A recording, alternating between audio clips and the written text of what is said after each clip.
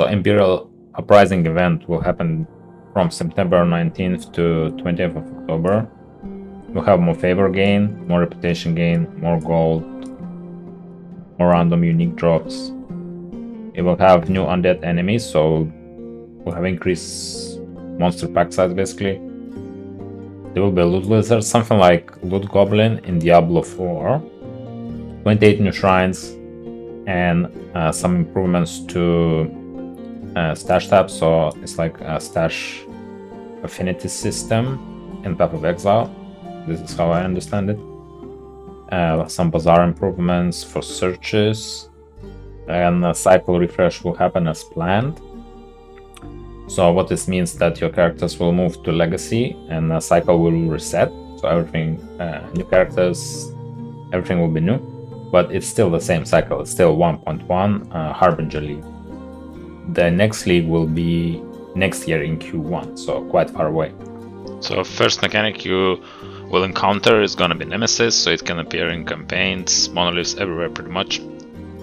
And most of its use will be replacing uniques without legendary potential and trying to get something good out of it. So you see the helmet has no legendary potential, and we will empower him and we'll see what happens. So this is a good way to upgrade your uniques that do not have legendary potential.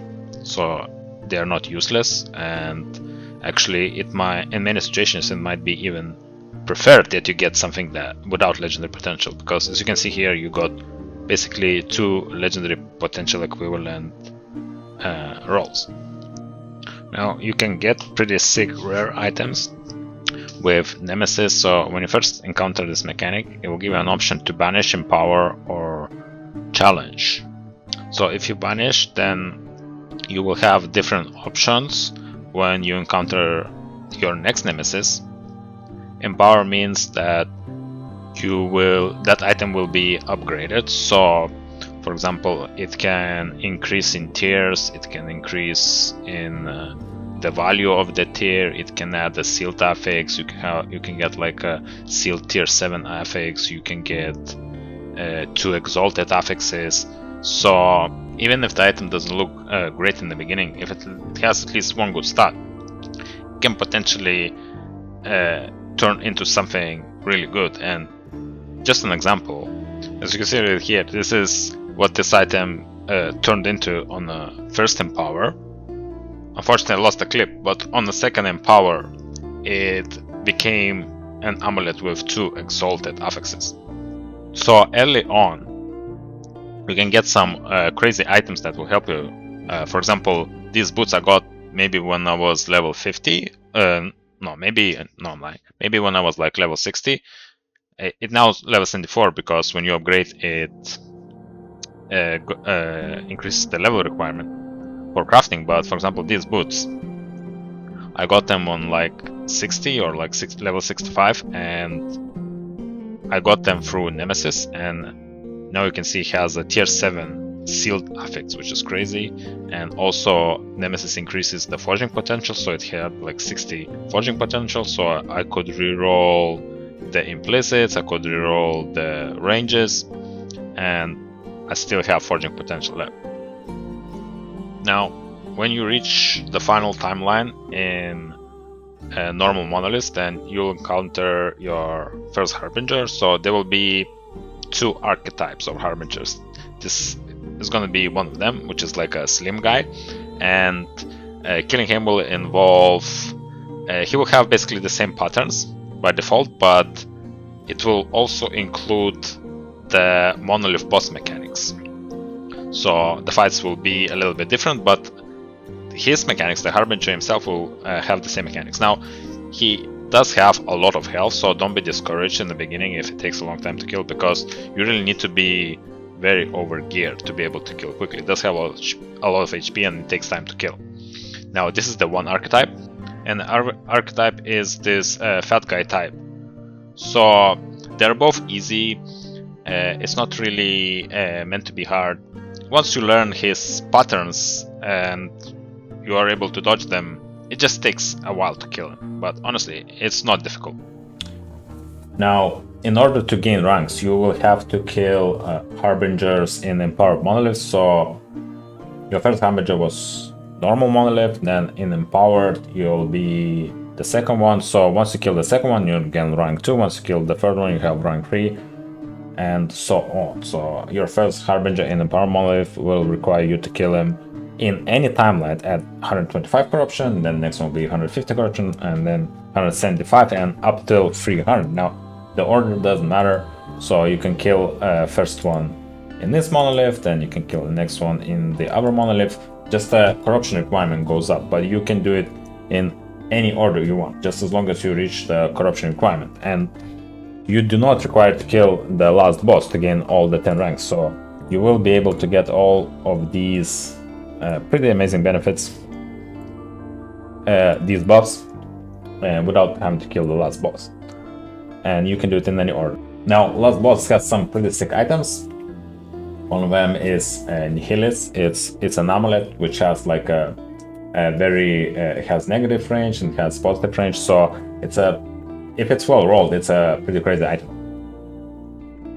Now, also, when you defeat the Harbinger, it will drop Harbinger Needles and potentially Harbinger Eyes. So this eye is what is required to fight the Abroth, the main boss. So you will have to go to the Shattered Throat and put this eye in order to fight Abroth. Now, Abroth is quite difficult. I still haven't killed them at level 98. Like, I do have some rare items, but the boss fight is quite hard, and you probably will want to have your character like close to complete when you want to attempt them, at least if you don't know the mechanics, like I do. It will also drop Harbinger Needles, so basically it grants Gaze of Orbis, so when you kill the boss you will have additional gaze, so that way when you kill the Shade of Orbis, then you can increase your corruption pretty quick. So if you became powerful really quick and you want to just jump in corruption, so it's a great way to quickly do it. Now, another cool mechanic they added are these Glyphs of Envy. So basically you can increase your timeline corruption stability, I mean, really quick. So if you want to boss rush, you can increase your stability really quick and be able to access the boss. So basically you take any item and you select Glyph of Envy and reroll it, so it will keep that roll and reroll everything else. But I don't think it's useful for trying to get good items, but it's definitely useful. You see, if I press this button now, I will gain 176 stability. So if you want to farm bosses quick, these glyphs are a great way to gain stability, then fight bosses, or if you want to, it helps you increase corruption fast as well. So pretty cool, as you can see. Just with a few clicks you can quickly just go and fight the boss or farm some Harbinger items. Now, another thing about Nemesis is, for example, if you take these items, so if it drops, this item for example drops from a timeline boss, and in order to get 2 legendary potential, it's quite rare. But and also in the beginning, like let's say at level 80 you get this item, but in order for you and you get it, let's say you get it with legendary potential 1, like this was with legendary potential 1, but this is level 80. So in order for you to slam the LP 80 item, you need to go to Temporal Sanctum level 100. So for example, you maybe at level 80 you may not be strong enough to complete the Temporal Sanctum level 100 in order to upgrade this item. And also that means you have to get a relic that has good rolls and exalted affixes, then you need to complete level 100 Temporal Sanctum, and then also you need to get lucky, of course, in order to get the affix you want. Now, but with Nemesis, what you can do is you get this item without legendary potential, and then you keep farming the timeline boss, you keep getting these items. And for example, these 2 items I had without legendary potential, and you can do it at any level. So you can use Nemesis to potentially get a good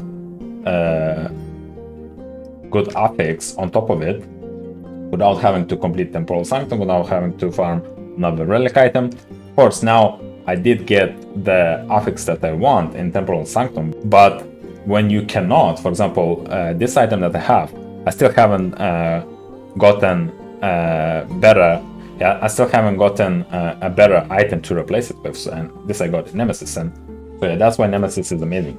And let's say this item, this is level 78 item, so Temporal Sanctum rank 3, you can only upgrade legendary potential items below level 75, so I could not upgrade this item either, but I can upgrade it through Nemesis at a much lower level. So let's say I'm level 85, I'm not strong enough to complete Temporal Sanctum, I don't have another one that has good exalted affix and other good affixes, but I can drop these items without any legendary potential that are more common, and I can empower them in Nemesis and potentially get something good. So Nemesis is crazy good. Yeah, if you haven't played Harbinger League like me, this is a pretty exciting time to come back, because with all these favor buffs and gold buffs, unique buffs, I'll be able to progress the character pretty quick, and there will be a lot of new stuff. So I think it's a pretty great time to come back on 19th of September, which is this Friday. Now I do stream on Twitch, guys, so if you do have any questions, you can pop in and I will be happy to answer them.